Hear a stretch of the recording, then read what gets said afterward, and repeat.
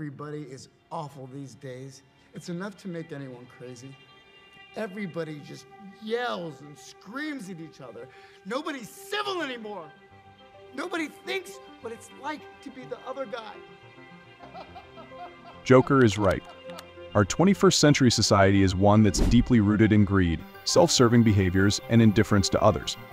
We've become so focused on our own needs and desires that we've lost sight of the importance of empathy and compassion. Society often tramples over the powerless or mentally ill, avoiding, mocking, and disregarding them as if they were worthless.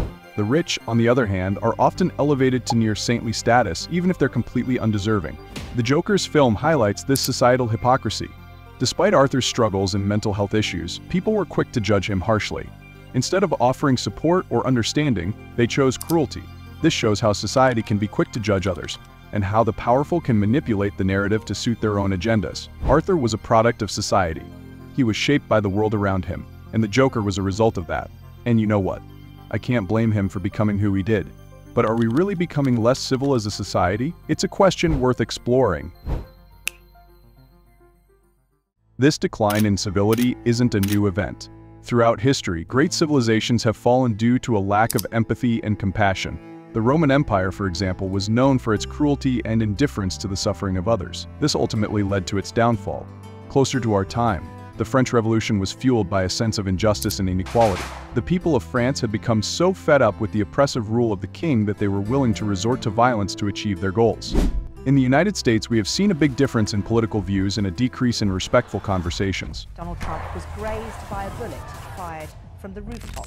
This has caused more hate crimes, threats of violence.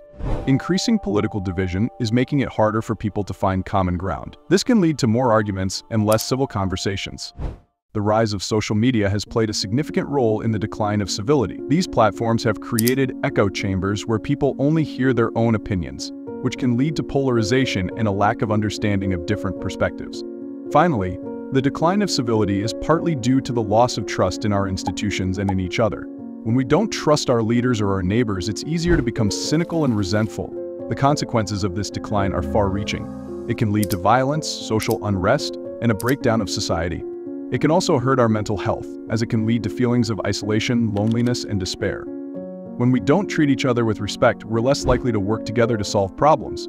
Instead, we focus on our differences and blame others for our problems. It's important to remember that the decline of civility is not inevitable. We can choose to be more civil and to build a better society. By practicing empathy, engaging in respectful dialogue, and supporting civil discourse, we can help to turn things around. The Joker's words may seem made up, but they actually reflect how societal pressures and expectations influence our actions and choices. Even though we think we're making our own decisions, we often get stuck in repeating the same behaviors and thought patterns. And I know you're also stuck in this loop, so watch this video to get free from the loop. See you there.